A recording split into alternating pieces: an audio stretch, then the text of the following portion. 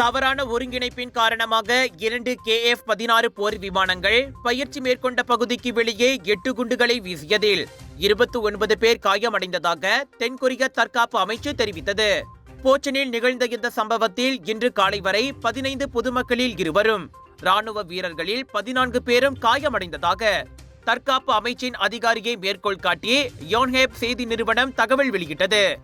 ஒரு போர் விமானத்தின் விமானி இலக்கிடப்பட்ட இடத்தை விட தவறான இடத்தில் நுழைந்து குண்டுகளை வீசியதாக தொடக்க கட்ட விசாரணையில் தெரிய வந்ததாக விமானப்படை தகவல்கள் கூறின. இந்த சம்பவத்திற்கான உண்மையான காரணத்தை கண்டறிவதற்காக அதிகாரிகள் இன்னமும் விசாரணையை மேற்கொண்டு வருகின்றனர்.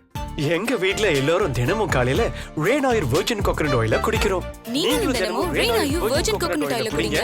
எப்பவுமே புத்துணர்ச்சியோட இருங்க. ஒவ்வொரு பொழுதும் ரெயின் ஆயுருடன் தொடங்குங்கள்.